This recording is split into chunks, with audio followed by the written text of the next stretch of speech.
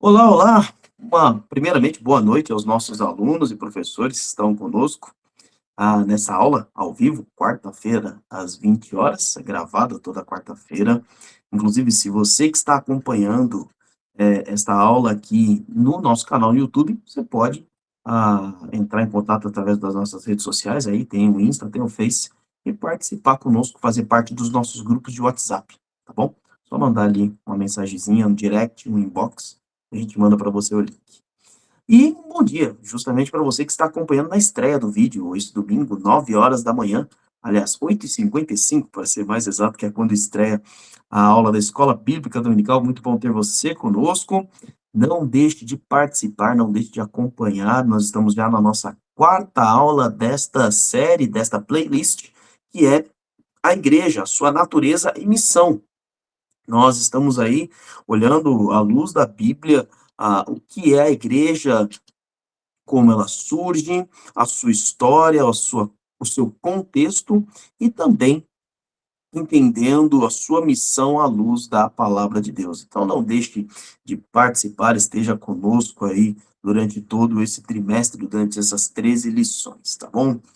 Ah, Antes da gente discutir um pouco o tema, eu quero ler com vocês o texto áureo desta aula. Pedirão os alunos para ler para mim Efésios capítulo 2, versículos 19 a 22. Efésios capítulo 2, versículos 19 a 22, e aí leia para mim, por favor.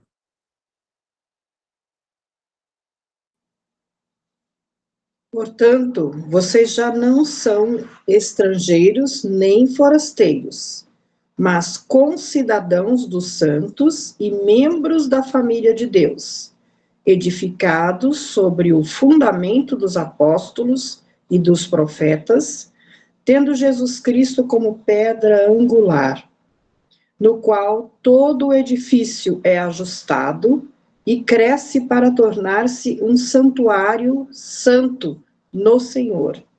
Nele vocês também estão sendo juntamente edificados para se tornarem moradas de Deus por seu Espírito. Muito bem, muito bem. Então, nós hoje vamos tratar o tema, você já viu aí embaixo no texto, né, no título dessa aula, justamente sobre a contextualização da igreja. E eu quero fazer uma pergunta aqui aos alunos, então trazer os nossos alunos, professores, para a conversa aí. Me fala como você definiria a sua identidade religiosa? Se alguém perguntasse sobre a sua fé, como é que você se apresentaria a essa pessoa? Abre seu microfone e fala para mim, por favor. Eu diria que eu sou salvo por Jesus Cristo e toda a minha maneira de agir é dependente da palavra de Deus, aonde eu firmo minhas ações, pensamentos e atitudes. A fé é algo que o Senhor vai acrescentando à medida que estamos pedindo a Ele que aumente a nossa fé. E à medida que nós clamamos ao Senhor, aumenta a nossa fé, virão provas para demonstrar em nossa vida que a minha fé foi aumentada e eu posso depender cada vez mais do Senhor. Pastor Celovi, não fecha o microfone, não. Resume isso para mim para caber um cartão de visitas. A fé é o firme fundamento da minha vida. Muito bem. Obrigado. Agora eu quero mais um aluno. Se alguém te perguntar sobre a sua fé, sobre a sua religião, como que você se apresenta?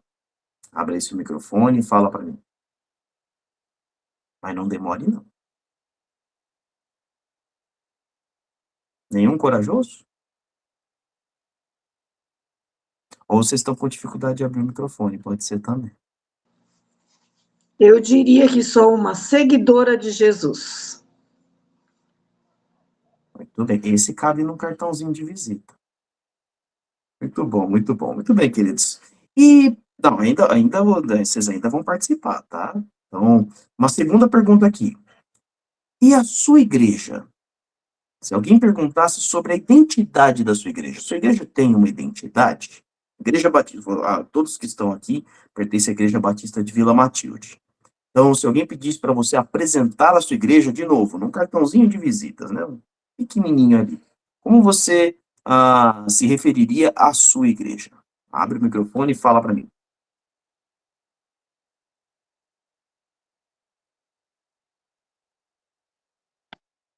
Eu diria o seguinte, que eu fui redimida pelo sangue do Senhor Jesus e pertenço à minha igreja, certo? Ali nós servimos a um Deus vivo Uhum, e servo do Senhor Jesus. muito bem. Então, pela irmã Enedina, Muito bom, né? a Igreja Batista de Vila Matilde é uma igreja que serve ao Deus vivo, serve a Jesus Cristo. É isso? Isso aí. Muito bom. Quem mais? Eu diria que a minha igreja é cristocêntrica, que eu aprendi em uma das aulas. Muito bom, muito bem, muito bem. Então, uma igreja que tem Cristo como o centro. Muito bom, Neliane. Muito obrigado. Mais um, vai, só mais um. Eu diria, eu pertenço à Igreja Batista na Vila, uma igreja cristocêntrica. Muito bem, muito bom. Você viu que a gente tem uma identidade social também nas redes, né? A gente chama de Igreja na Vila, para simpatizar um pouquinho, para ficar mais fácil. Aí, a irmã Emilce trouxe um pouquinho da nossa identidade visual, né? Além, é claro, da nossa fé. Muito bom, queridos. Por que a gente fala sobre identidade? Nós hoje vamos falar sobre contextualização da igreja. E quando a gente olha sobre o dicionário, se você olhar ali contextualizar ou contextualização, é o ato de vincular o conhecimento à sua origem e aplicação, ou de estabelecer o contexto de algo. Por exemplo, na área da linguística, na área de produção de texto, contextualizar é desenvolver um texto, por exemplo, de forma a explicar uma expressão ou uma palavra, facilitando a compreensão no geral. Então, uma das coisas que a gente tem que ter em mente aqui é que a contextualização é o trazer para hoje. Então, por que é importante a gente contextualizar? Ela vai argumentar sobre características e motivos de algo estar acontecendo. Então, é como se você pegasse uma ação na história e explicasse o porquê que está acontecendo. Por exemplo, nós estamos tendo aí alguns conflitos armados ao redor do mundo. Para você explicar o porquê que aquele conflito está acontecendo, você tem que tirar ali a origem dele, falar sobre a origem dele. Além disso, a contextualização, ela facilita um tema, ela facilita a explicação e a compreensão de um tema. Ela explica melhor ali, por exemplo, num texto, qual seria o tema. E faz com que o leitor de um texto, o ouvinte de uma conversa, o espectador, consiga imaginar melhor a situação que foi falada do passado. Então, a gente tem que tomar muito cuidado com essa expressão contextualização, porque alguns entendem que contextualizar é trazer aquilo que existe hoje para dentro daquele texto, daquela instituição, daquela fé, daquele estilo de vida, e é justamente ao contrário, é você tirar da origem e explicar nos termos dos dias de hoje. Eu gosto muito de uma ilustração que eu ouvi de um pastor que estava, certa vez, pregando a uma tribo indígena, e ele explicou o texto ali de Hebreus, capítulo 11, versículo 1, onde é dito, a fé é o firme fundamento das coisas que se esperam e a prova das coisas que não se veem. E você, quando lê esse texto, para que a pessoa entenda, para que você aplique, você precisa explicar. Então ele pegou, olha, pensa quando você vai escalar em uma das árvores, e você vai pegar um cipó. Esse cipó, você puxa ele para ver se ele está firme, mas você não vê aonde ele está amarrado. Você sentiu que ele está firme, você sobe nele. E você só vai ver aonde ele está amarrado quando você chegar lá. A fé é dessa forma. Você está se agarrando a algo que você ainda não consegue ver aonde está preso. Então tá aí. Ele fez exatamente uma contextualização do texto para a linguagem do povo que vivia ali na floresta e tinha ali toda essa mentalidade. Pode ser que para um pescador você falar de uma forma, alguém que vive na cidade grande de outra forma, e assim por diante. Então, sem enrolar muito, vamos aqui ao primeiro aspecto, primeiro desdobramento.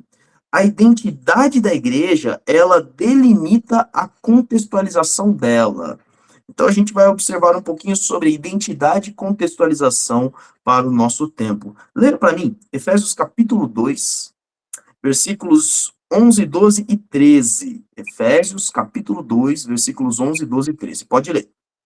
Portanto, lembre-se de que anteriormente vocês eram gentios, por nascimento e chamados incircuncisão, pelos que se chamam circuncisão, feito no corpo por mãos humanas, e que, naquela época, vocês estavam sem Cristo, separados da comunidade de Israel, sendo estrangeiros às alianças da promessa, sem esperança, sem Deus no mundo. Mas agora, em Cristo Jesus, vocês que antes estavam longe, foram aproximados mediante o sangue de Cristo. O apóstolo Paulo, ao escrever a carta aos Efésios, ele lembra a nossa identidade.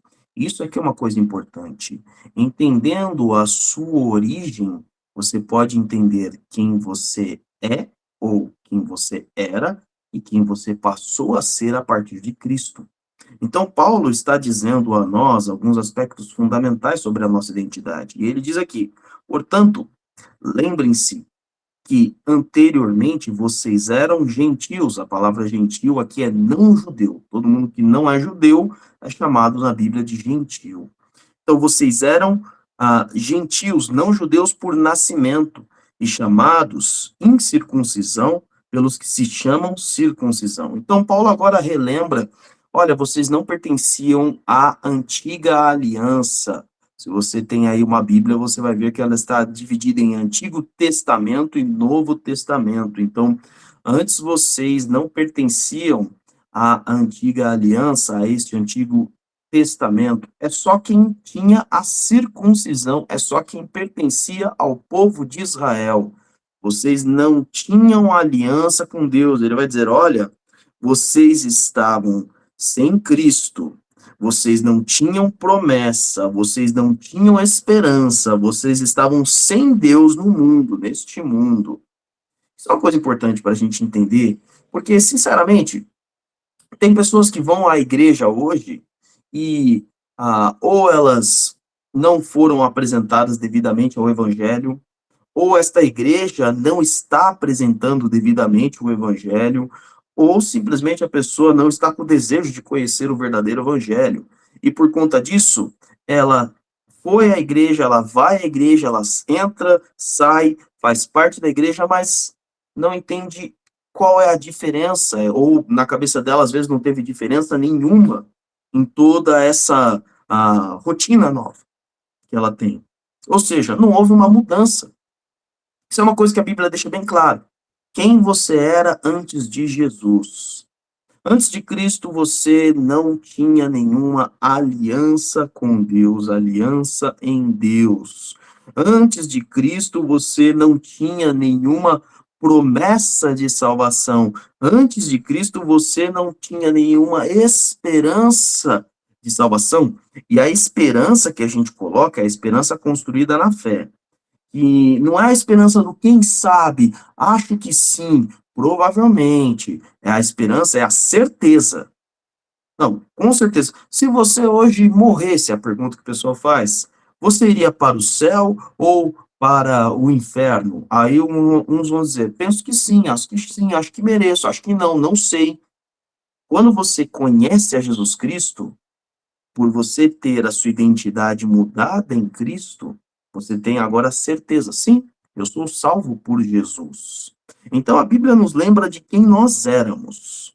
A partir dela lembrar quem nós éramos, agora ela diz quem nós passamos a ser, como nós, o que nós nos tornamos. E ela diz aqui no versículo 13, mas agora em Cristo Jesus, vocês que antes estavam longe foram aproximados mediante o sangue de Cristo.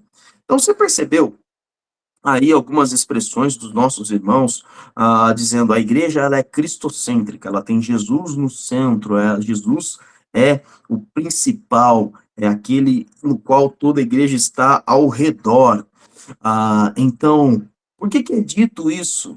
Porque nós só pertencemos à igreja de Cristo, nós só pertencemos à família de Deus, nós só pertencemos a Deus, somos somente filhos de Deus por causa do sangue de Jesus, por ter entregue a nossa vida a Jesus, porque ele nos redimiu, ele nos salvou. Somente quem toma essa decisão, somente quem aceita Jesus Cristo como o único e suficiente Salvador e Senhor de sua vida, de fato, está aproximado de Deus. É isso que o texto vai nos explicar. Por que isso daqui é importante? Porque uma vez que eu entendo quem faz parte da igreja, eu entendo o que é a igreja. A igreja, de uma maneira resumida, é a comunidade daqueles que são filhos de Deus. É a comunidade daqueles que entregaram a sua vida a Jesus. Então, quando você olha, por exemplo, o Evangelho de João, capítulo 1, versículo 11 e 12, é dito, veio para o que era seus, mas os seus não receberam. Mas a todos quantos receberam, deu-lhes o poder de se tornarem filhos de Deus, a saber, aos que creram no seu nome, ou seja, só é filho de Deus, não ache que essa história, todos nós somos filhos de Deus. Não, todos nós fomos criados por Deus. Um cachorro foi criado por Deus, ele não é filho de Deus. Uma árvore foi criada por Deus, e ela não é filha de Deus. O mar, o oceano, as estrelas, os peixes, seja lá o que for, é criação de Deus, é criatura de Deus. Filho de Deus só é aquele que crê em Cristo como seu único e suficiente Salvador. A igreja é a reunião dessas pessoas. Pessoas que creem em Jesus Cristo, pessoas regeneradas por Jesus Cristo e pessoas que declaram a sua fé em Jesus através do batismo. O batismo é isso. É uma declaração pública, uma declaração diante de todas as pessoas que estiverem assistindo, vendo o batismo, que você crê em Jesus e ele é seu único e suficiente Salvador. Então, isso é a igreja. É por isso que é importante, o que eu acabei de fazer aqui, é justamente contextualizar. A identidade da igreja delimita a contextualização. Por quê? Eu não posso dizer que a igreja de Jesus, ela é uma reunião de um povo que gosta muito um do outro. A igreja é a reunião das pessoas que se amam. Não, aí você pode ter uma família. Uma família pode ser a reunião de pessoas que se amam, aquela reunião boa do Natal, gostosa, aquela reunião no Dia das Mães. Nós temos aí algumas avós na nossa live hoje.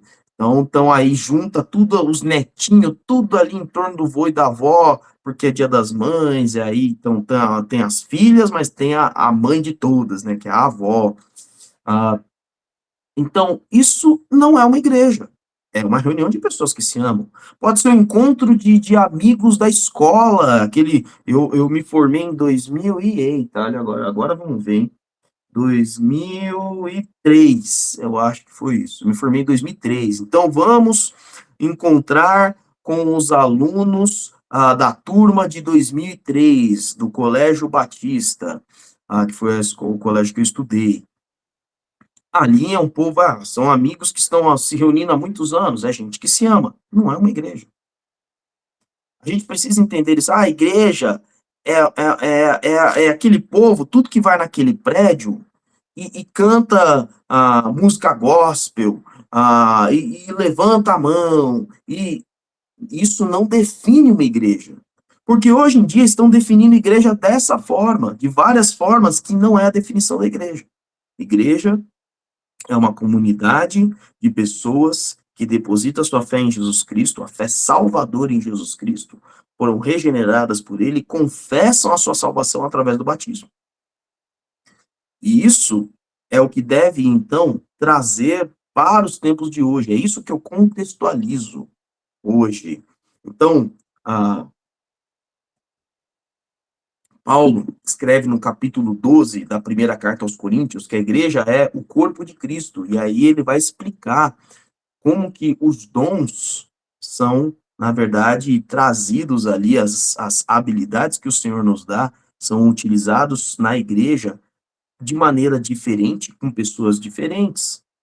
Então, ele, de novo, ele traz uma explicação ali, ele traz uma ilustração para trazer uma contextualização para aquele tempo, um texto de 2000 anos atrás. Eu pego esse texto hoje, eu explico esse texto, eu coloco em alguma forma que a gente consiga entender para o nosso tempo e aplico. Então, a gente tem que ter isso em mente. O primeiro aspecto, uma igreja que é contextualizada é delimitada na sua identidade. Ela não pega, o que será que estão dizendo sobre igreja hoje? Bom, vamos pegar um pouco daqui, ó. Vamos pegar um pouco do que se fala no Brasil, um pouco dos Estados Unidos, um pouco do continente europeu e um entendimento ali sobre uns 4 ou 5 países da Ásia. Vamos juntar esses conceitos, vamos dar a definição. Quem faz isso é o dicionário. O dicionário, ele vai pegar o conceito de uma palavra na sua origem, na sua etimologia, ele vai pegar o contexto, como é usada essa palavra hoje. Então, por exemplo, nós temos aqui a palavra mais comum, né, manga. Manga, no dicionário, ele vai colocar que é uma fruta, ele vai dizer que é a parte de uma camiseta e assim por diante. No passado, pode ser que não tinha ou a fruta ou não tinha, então, uma camiseta com uma manga, era só uma regata ou algo do tipo. Ele ia trabalhar o contexto daquela época. Nós não agimos dessa forma. Nós temos a definição do que é uma igreja na sua identidade de acordo com a palavra de Deus. Por isso que você está vendo a gente ler Bíblia. Então, esse é o primeiro aspecto sobre contextualização. Nós somos contextualizados, porém, o que delimita, o que dá os limites da nossa contextualização é a nossa identidade em Cristo, seja da igreja de Cristo, seja daqueles que fazem parte da igreja de Cristo, certo? Vamos aqui ao segundo ponto. Leia para mim Efésios capítulo 2, versículo 14 até o 18. Efésios capítulo 2, versículo 14 a 18. Pode ler. Pois ele é a nossa paz, o qual de ambos fez um e destruiu a barreira, o muro de inimizade, anulando em seu corpo a lei dos mandamentos expressa em ordenanças. O objetivo dele era criar em si mesmo, dos dois, um novo homem, fazendo a paz, e reconciliar com Deus os dois em um corpo, por meio da cruz, pela qual ele destruiu a inimizade. Ele veio e anunciou paz a vocês que estavam longe e paz aos que estavam perto, pois por meio dele, tanto nós como vocês temos acesso ao Pai por um só Espírito. Muito bom, muito obrigado. Nada. Bom, seguindo aqui, a igreja se contextualiza nas suas relações, no seu dia a dia. Isso é uma coisa importante. Igreja, a gente viu, é uma comunidade. Não existe a expressão eu sou igreja. Igreja é o corpo de Cristo, é a família de Deus, conjunto, comunidade de pessoas regeneradas. Então, o correto é dizer, nós somos igreja. Se o cristiano estivesse sozinho em um prédio ou aqui no escritório, ele faz parte da igreja, mas ele não é igreja. Agora, quando eu reúno aqui a Emilce, Miguel, Alta, Juane, Dina, Yara, Neiliane, a Salovi, aí pode ser aí você que está participando conosco aí online pelo YouTube, entre outras pessoas, aí sim eu posso dizer que há uma igreja reunida, né? Eu não vou dizer aqui que a Igreja Batista de Vila Matilde está reunida, porque a Igreja Batista de Vila Matilde tem um número muito maior de membros, mas a Igreja de Cristo está reunida de alguma forma aqui estudando a palavra de Deus. E aí a gente tem que entender um aspecto muito importante do que Paulo está dizendo. Vamos de novo pegar o contexto. Então vamos dizer o contexto desses versículos. O contexto está justamente no versículo 11. Ele está falando o pessoal da incircuncisão, o pessoal da circuncisão. O pessoal da incircuncisão, todo mundo que não é judeu. O pessoal da circuncisão, judeus. Havia então essa divisão entre judeus e não judeus. E agora Paulo está dizendo, ele destruiu, ó, ele diz, Cristo, ele é a nossa paz, o qual de ambos fez e destruiu a barreira, o muro de inimizade. Cristo une aquele que era da antiga aliança e aquele da nova aliança nele. É isso que ele está explicando aqui. Por quê? Quem pacificou todas as coisas foi Jesus. Aqui a gente não tem muito esse contexto, nós estamos no Brasil, um país de maioria de não-judeus, né? Nós temos judeus no Brasil, um número grande de judeus, mas não chega nem perto de 10% da população brasileira. Então, é um pouco diferente para nós. Mas naquela época, a igreja de Jesus, ela era formada na sua maioria por judeus. E o evangelho começou a se expandir em toda a Ásia e todo o Oriente Médio e toda a Europa. E, por exemplo, a igreja, ele está escrevendo uma carta aos Efésios, a igreja em Éfeso, cidade de Éfeso, que hoje ficaria localizado na Turquia. A maior parte dos membros desta igreja não eram judeus. E havia justamente algumas discussões, muitas vezes, não, nós pertencemos à aliança verdadeira de Deus, porque nós somos do povo de Israel. E aí outros diziam, não, mas Cristo fez uma nova aliança, e agora Paulo está dizendo, olha, a paz que vai ser construída em vocês, ou que foi construída entre vocês, é a paz de Jesus, porque ele unificou, ele juntou todas as coisas. O povo da antiga aliança, o povo da nova aliança, agora todos fazem parte em um só, todos pertencem a um só Senhor, a uma só fé, a um só batismo. Por isso que no versículo 16 ele vai dizer, e reconciliar com Deus os dois em um corpo, por meio da cruz, pela qual destruir inimizade. O corpo que ele está falando é o corpo de Cristo. Então, a igreja junta todas as pessoas. Quer ver? Vamos dar uma olhadinha na história. Aliás, deixa eu pegar uma base um pouquinho melhor aqui. 2 Coríntios, capítulo 5, versículo 18. 2 Coríntios, capítulo 5, versículo 18 e 19 também. Tudo isso provém de Deus, que nos reconciliou consigo mesmo, e por meio de Cristo, e nos deu o ministério da reconciliação. Ou seja, Deus, que em Cristo estava reconciliando consigo o mundo, não lançando em conta os pecados dos homens, e nos confiou a mensagem da reconciliação. A igreja, na sua contextualização, ela é relacional.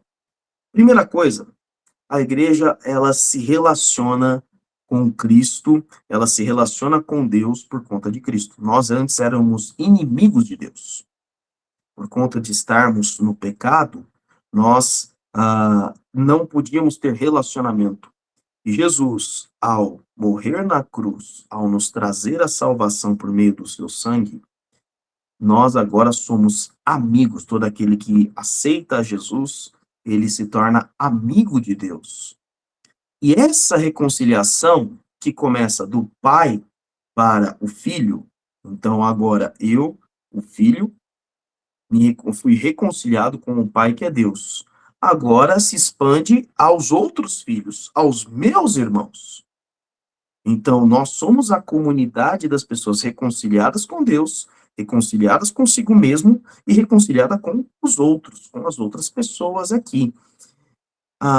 Vamos dar uma olhadinha na história, vamos ver isso na prática. Leia para mim, Atos capítulo 2, versículos 9 a 11. Atos 2, de 9 a 11. Pode abrir o microfone e ler.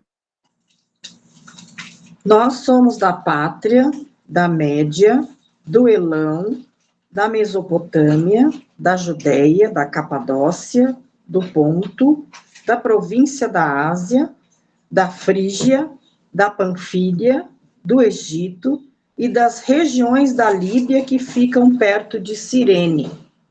Alguns de nós são de Roma. Uns são judeus e outros convertidos ao judaísmo. Alguns são de Creta e outros da Arábia. E como é que todos estamos ouvindo essa gente falar em nossa própria língua a respeito das grandes coisas que Deus tem feito? Muito bem. Você tem agora aqui o apóstolo Pedro e os outros discípulos recebendo o Espírito Santo e pregando em várias línguas. Na verdade, as línguas todas que estão sendo descritas aqui. Aqui é um povo que veio para a festa de Pentecostes em Jerusalém, e era gente de toda essa região, todos eles eram ali judeus ou convertidos ao judaísmo, tá? Que são chamados aí de prosélitos. Mas eles não haviam nascido na Judéia, ou na Galiléia, ou em Samaria, ou seja, eles não falavam ali o hebraico.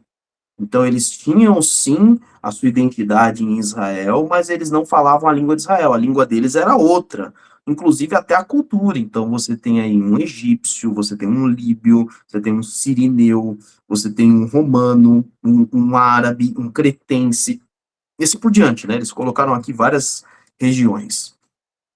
Quando você vai ver nos versículos mais à frente, no capítulo 2 e no capítulo 4, esse povo todo aceitou a Jesus. 3.000 destes diferentes aceitaram a Jesus. Depois, no capítulo 13 e 4, você vai ver que mais 5.000 aceitaram a Jesus.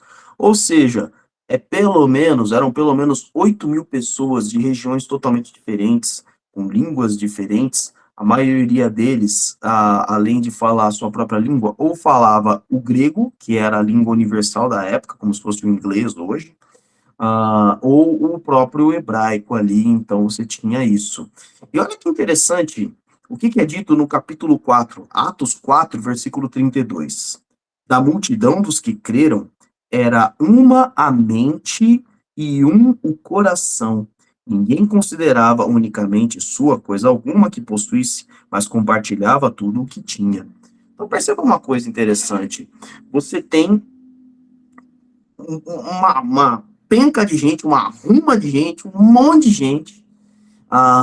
Tem aqui pelo menos 8.500 pessoas, o número de discípulos antes do dia de Pentecostes, descrito pelo apóstolo Paulo, eram de 500 pessoas, cerca de 500 pessoas, porque foi o número de pessoas a quem Jesus apareceu durante os 40 dias que ele ficou aqui na terra após a sua ressurreição. O apóstolo Paulo diz que ele apareceu a 500 pessoas, pelo menos. Então, essa é uma estimativa.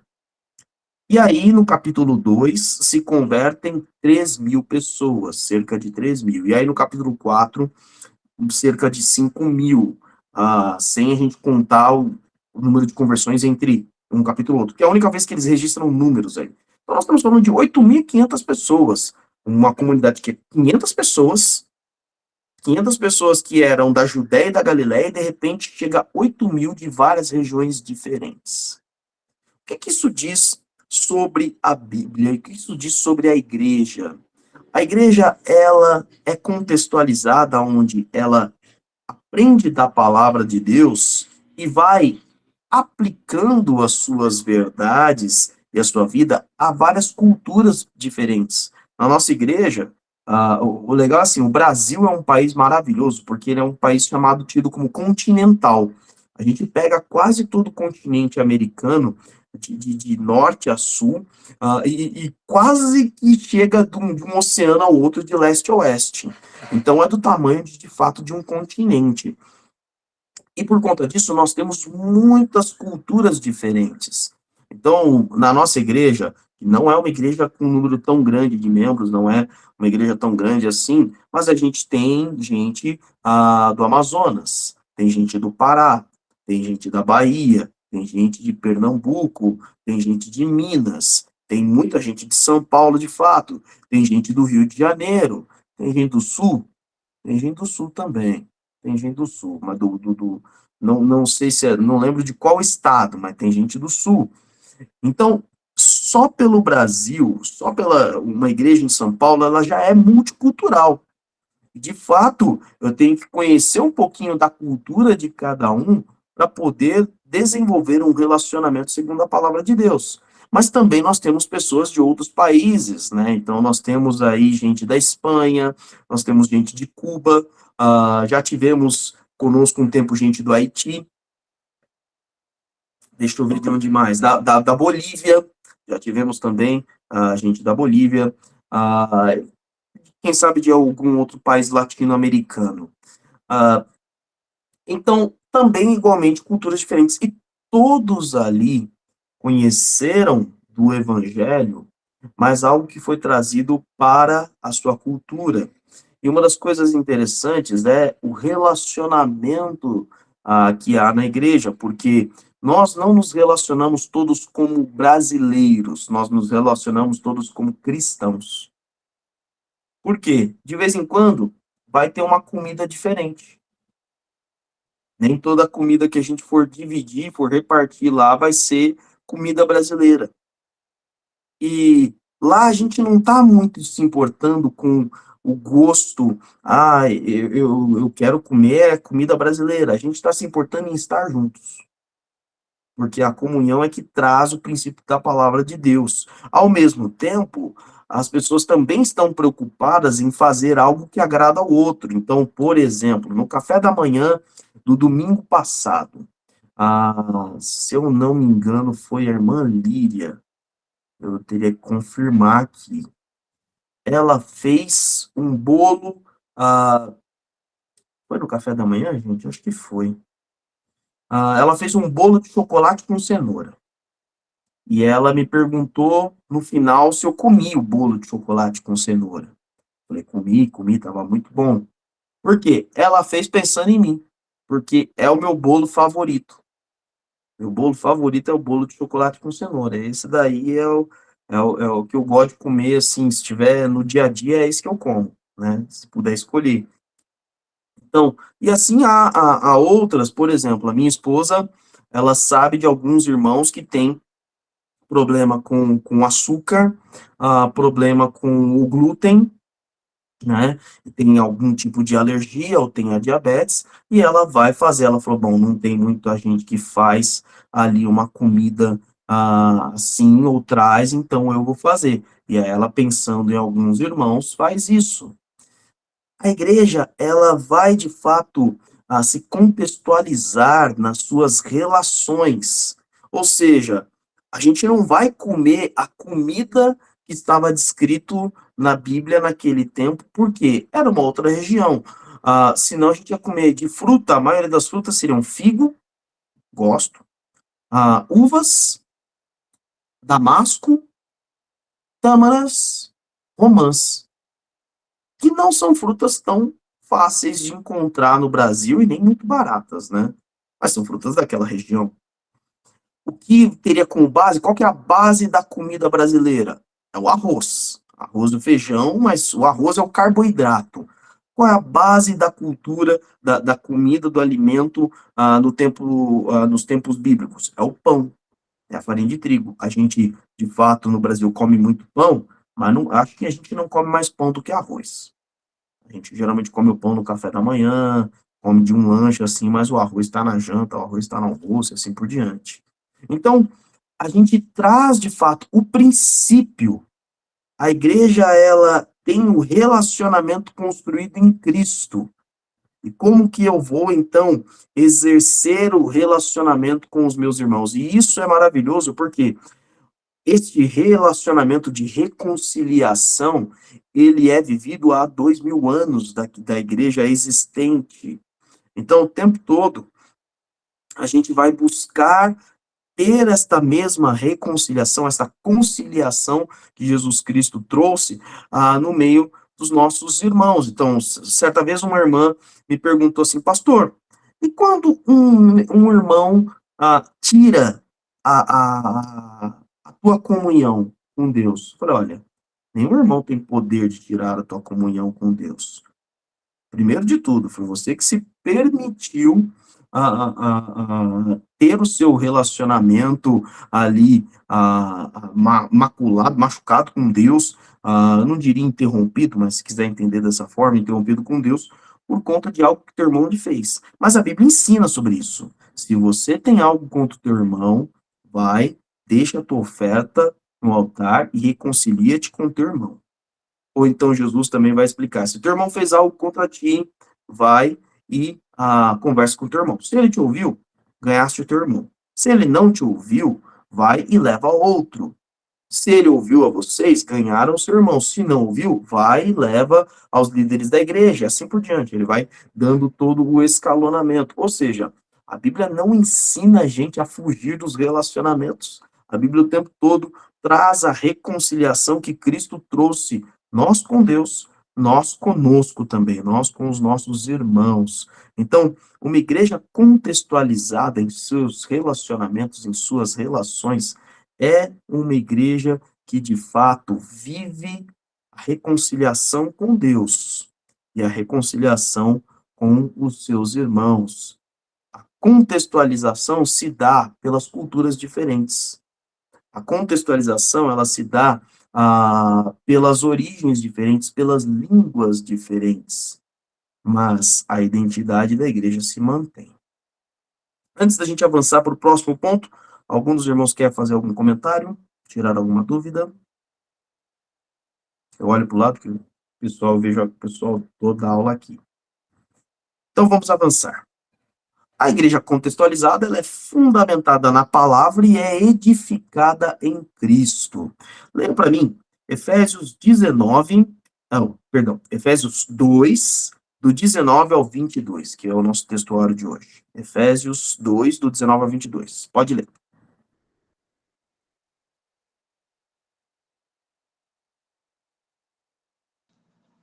Não demore, não. Portanto, vocês já não são estrangeiros nem forasteiros, mas concidadãos dos santos e membros da família de Deus, edificados sobre o fundamento dos apóstolos e dos profetas, tendo Jesus Cristo como pedra angular, no qual todo o edifício é ajustado e cresce para tornar-se um santuário santo no Senhor. Nele, vocês também estão sendo juntamente edificados, para se tornarem morada de Deus por seu Espírito. Uma coisa importante que a gente tem que entender é como não tornar uma contextualização numa deformação, ou seja, ao invés da gente trazer o que é de origem para o tempo de hoje, pegar o tempo de hoje e levar para a nossa origem, ou seja, mudar a forma, deformar.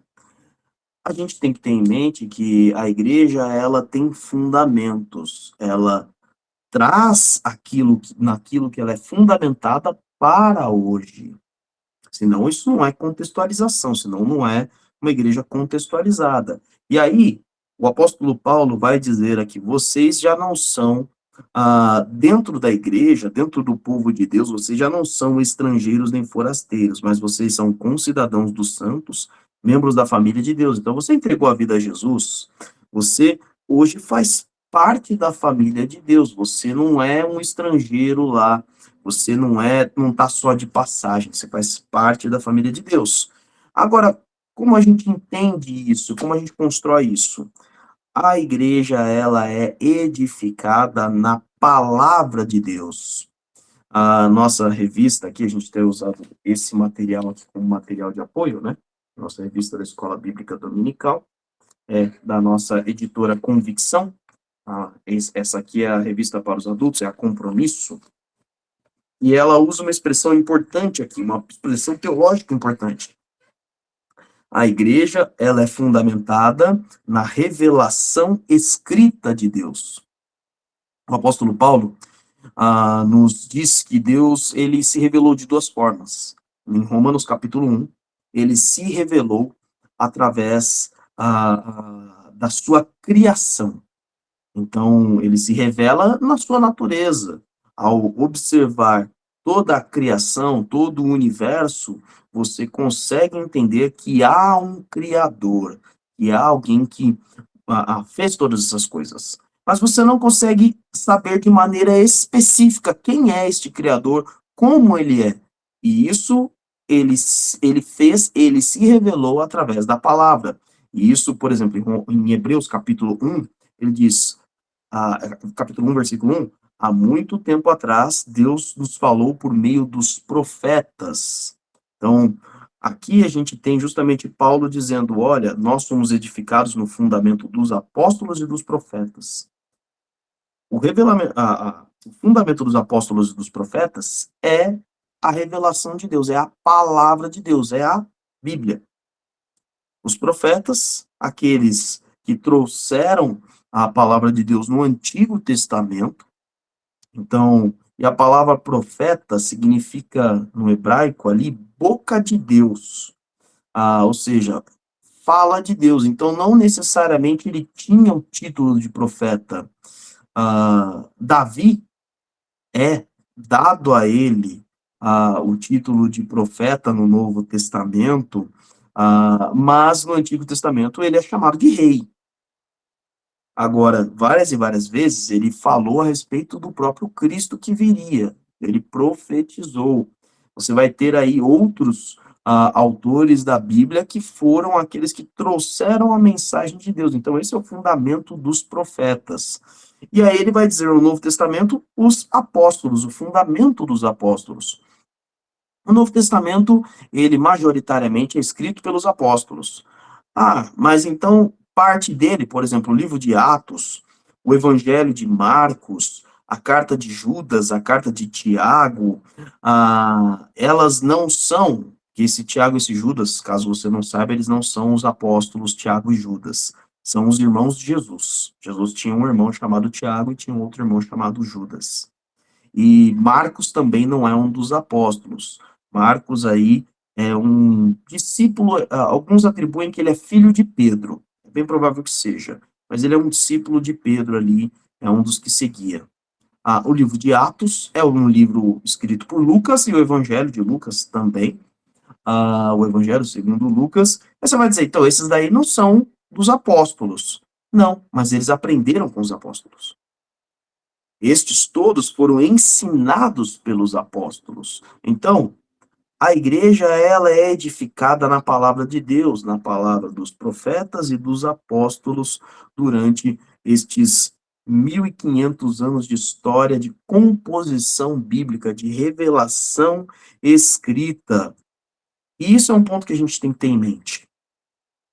A igreja, ela se contextualiza com base na palavra de Deus, e não ao contrário. A gente não adiciona coisas à palavra de Deus. A gente não tem um material que dita como eu vou interpretar a palavra de Deus. Pastor, e essa revista aí que o senhor falou, essa revista que o senhor comentou, ela não me diz como interpretar a Bíblia, ela me dá sugestões de temas. Então, olha, fale sobre a igreja, e aqui tem alguns textos bíblicos dos quais você pode utilizar para falar sobre a igreja, e aí ela me dá aqui, ela também me traz algumas informações de contexto. Então, às vezes ela vai me trazer aí alguma explicação. Quando eu não acho o suficiente, eu vou em alguns outros comentários bíblicos, e eles vão me contar um pouco de como era aquele texto naquela época. Então, eles vão me dar material de apoio, porém, não são eles que ditam como eu vou interpretar a palavra de Deus. Isso é importante, porque muitas vezes a igreja, ela, para se contextualizar, vai adicionando coisas. Adiciona alguma pessoa que vai dizer, a Bíblia se interpreta assim, e é de acordo com o que eu digo. Então, segundo fulano, a Bíblia é isso daqui, e aí é só de acordo com a palavra daquela pessoa. Às vezes é de acordo com uma tradição, e a tradição ela se torna maior do que a palavra de Deus. Isso não é uma igreja contextualizada. Às vezes vai ser uma subtração, então as pessoas vão tirar, e hoje em dia está se falando muito sobre isso, sobre a atualização, e quando a gente diz atualização, não é simplificar o texto ou trazer o texto para uma linguagem mais fácil de entender. Eu vou dar um exemplo. Os textos da Almeida, Revista Corrigida, falavam muitas vezes a expressão a minha carne. E quando ele está falando a minha carne, ele não está falando de bife, ele está falando do meu corpo ou da minha natureza humana. Então, algumas traduções novas já hoje trazem a expressão corpo ou natureza humana, tá? Isso é trazer os sinônimos. Isso, de fato, é atualizar o termo. Agora, as pessoas estão querendo atualizar o princípio. Aí não. O princípio da palavra de Deus não se muda. O que é princípio permanece. Então, muitas vezes, para se contextualizar, estão querendo distorcer. Isso não é de agora, tá, gente? O apóstolo João escreve as primeiras cartas, 1ª, 2ª, 3ª João, já combatendo justamente pessoas que naquele tempo estavam dizendo, não, Jesus ele não veio em carne, ele veio em espírito. E aí ele vai dizer, todo aquele que não confessa que Jesus não veio no seu corpo, eu falei a expressão antiga, né, em carne, né, então no seu corpo humano, pessoa aqui, ó, que dá para você tocar, pegar, todo esse tem o espírito do anticristo. Então, esse era um problema que eles combateram naquela época. O apóstolo Pedro vai escrever em uma das suas cartas, na sua 2ª carta, que há pessoas que distorciam as cartas do apóstolo Paulo porque não conseguiam entender o sentido ou porque não conseguiam aplicar aquilo para a sua vida. A igreja é uma igreja fundamental. A igreja de Cristo, ela tem a sua fundamentação única e exclusivamente na Bíblia. Senão ela não consegue, de fato, contextualizar. Mas, além disso, o texto nos diz que ela é edificada em Jesus. Então, tá vendo aí que alguns irmãos no começo da aula disseram, a nossa igreja ela é cristocêntrica. O fundamento, a pedra de sustentação, que é chamada essa pedra de esquina, pedra de ângulo, pedra angular, o que segura aonde a igreja cresce é Jesus Cristo. Hoje, vamos trazer então para o texto de hoje, num prédio, quando você vai construir, você tem você tem que fazer a fundação do prédio, certo? A fundação ali, que é o que vai segurar o prédio. Você pode levantar a parede. Se você levantou o prédio, você levantou uma parede aí sem fundação, primeiro andar, aliás, o muro ali, as paredes ali até segura. Na hora que você colocar um andar em cima, cai. Entendeu? Porque não tem fundação. O que mantém a igreja em pé, o que é, de fato, o fundamento, o que é, de fato, aquilo pelo qual, em que nós construímos a igreja de Jesus, é Jesus. É Cristo. Por isso que ele está dizendo, olha, você vê que Paulo ele já usa expressões que ainda a gente cabe hoje, né? No qual todo o edifício, como se a igreja fosse uma construção ali, no qual todo o edifício é ajustado e cresce para se tornar um santuário santo no Senhor. Então, aqueles que são a morada do Espírito Santo. E ele está dizendo, olha, nele vocês também estão sendo juntamente edificados. Então, isso aqui não é coisa das igrejas de 2000 anos atrás, da igreja que iniciou em Jerusalém. Isso é coisa de agora. Você hoje é edificado em Jesus. Você hoje é construído em Jesus para se tornar morada de Deus por seu Espírito, pelo Espírito Santo. Então, aqui você tem toda a fundamentação e a base da igreja. Uma das coisas que a gente tem que ter em mente também, para nós finalizarmos a aula de hoje. A igreja de Cristo, ela exalta a Cristo. Você viu? Olha, glória a Deus por isso. Quer dizer que os irmãos estão aprendendo direitinho. Ninguém falou, eu estou na igreja do pastor Cristiano e do pastor Salovino. Aí eu já falei, ih, meu irmão, então senta, vamos voltar para a sala de aula, vamos aprender um pouquinho mais, porque aí aprendeu errado. A igreja exalta a Cristo. Qual é a sua igreja? A minha igreja é a igreja de Cristo. É uma igreja, no nosso caso, é uma igreja batista, porque ah, tem uma compreensão a respeito da palavra de Deus, a respeito da sua doutrina de salvação, a respeito da doutrina na palavra de Deus e assim por diante. Então, quando eu falo batista, aí eu tenho que entender o que, que é ser batista. Aí eu tenho que. Aí, olha como a gente vai de novo fazendo a contextualização. Você é da Igreja de Cristo. Que é uma Igreja de Cristo? Acabei de trazer tudo. Mas por que que sua igreja se chama Batista? Aí eu vou explicar para ela quais são os princípios da Igreja Batista. E ela vai perceber que é base nos princípios das igrejas que começaram na Reforma, há 500 anos atrás, ou seja, igrejas protestantes. Vai ter que explicar o que, que é uma igreja protestante. E aí, depois eu vou acabar mostrando como isso está ligado à origem. Então, percebeu que eu acabei de fazer todo o movimento que a gente falou?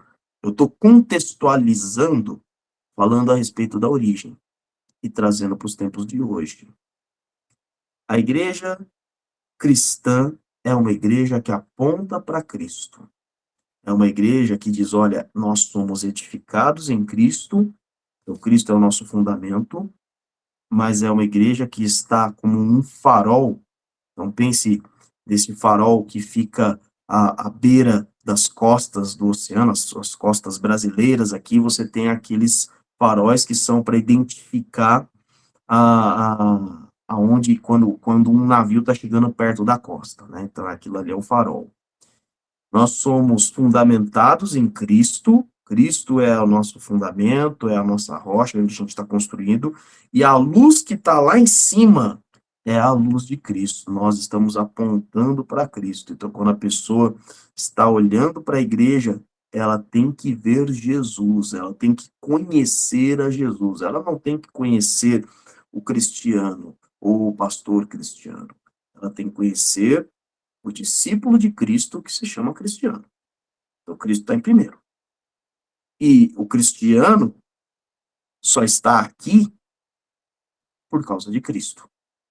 Não é porque ele é melhor, não é porque ele estudou, não é porque ele é diferente, não é porque ele nasceu no estado de São Paulo, não é porque ele é casado, não é porque ele é brasileiro, ele só está por causa de Cristo. Inclusive, o meu nome é por causa de Cristo. Cristiano é seguidor de Cristo, quando você olha no original. Agora, se você for olhar em espanhol, cristiano é cristão. Então, qualquer país latino não tem cristiano, porque cristiano é cristão. Aí a maioria pessoal dos cristianos você chama Christian. Né? Então, tá aí o fundamento da igreja de Cristo, da igreja do Senhor. E a partir daí a gente começa a contextualizar a igreja. A partir daí a gente vai trazendo para a realidade de cada um, para a cultura de cada um, para a nação de cada um. Então, por exemplo, as músicas que são tocadas na Igreja Batista de Vila Matilde serão diferentes no seu ritmo, na sua língua, ou até mesmo serão outro tipo de música na igreja na Bolívia, na igreja em Guiné-Bissau, na igreja em Burkina Faso, na Guiné-Conakry, deixa eu pensar em um outro país aqui, na Rússia, na Mongólia e assim por diante. Serão outros ritmos, outras músicas, outras letras, outras línguas, porém, o mesmo princípio, a mesma fundamentação, apontando para o mesmo Jesus, porque a palavra de Deus é a mesma. A forma de explicar as Escrituras será diferente, será de acordo com o contexto de cada um. Então, se eu estiver num ambiente rural, é mais fácil eu explicar as escrituras de acordo com o ambiente rural. Inclusive lá, eu vou me preocupar ali na alimentação de uma forma diferente do que de uma cidade. Se eu estiver em outro país, da mesma forma, e assim por diante. Sempre com fundamentação na palavra de Deus. Amém? Antes de nós encerrarmos, queridos, alguém quer acrescentar algum ponto, tirar alguma dúvida? A parte mais importante dessa contextualização é você entender que Cristo está usando sua vida para que você o apresente diante da humanidade. Então, as suas atitudes serão atitudes de Cristo que estão ministradas na palavra de Deus. Por isso que nós dizemos que a Bíblia é o nosso livro de fé, de regra e de prática. Nós agimos com todos os conceitos da palavra de Deus e a vivemos na sua íntegra e na sua prática.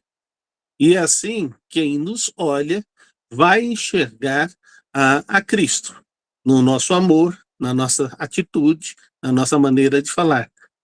Mas mesmo falhando nestas ações, nós precisamos entender que Cristo não falha. Então é muito importante entendermos que essa contextualização é dizer no cartão: minha vida aponta para Cristo. Muito obrigado, pastor. Os objetivos específicos para a aula de hoje foram, primeiro, tomar uma atitude de não negociar a sua fé em Cristo, independente do tempo que você está, do local onde você vive. Expressar o desejo de preservar a identidade da sua igreja, da igreja de Cristo. E, principalmente, apresentar Jesus Cristo ao mundo de uma forma que a mensagem do evangelho ela seja clara para aquele momento e no contexto em que as pessoas estão vivendo. Então, espero que tenha abençoado sua vida. Daqui a pouquinho, você que está nos acompanhando pelo YouTube, daqui a pouquinho começa a nossa celebração. Hoje é muito especial, hoje é a nossa abertura da campanha de missões nacionais. Nós estaremos aí com o nosso missionário Wagner, da missão Cristolândia, aqui no estado de São Paulo, na cidade de São Paulo, trazendo a palavra do Senhor, e você vai ver um pouco do que Deus está fazendo em toda a nossa nação. Então não deixe de participar. Se você está aqui em São Paulo, está aqui na Zona Leste, vem participar conosco, vem adorar a Deus conosco aqui na Igreja Batista de Vila Matilde, Rua José Mascarenhas, 1789, Vila Matilde, São Paulo. Grande abraço, Deus abençoe a todos.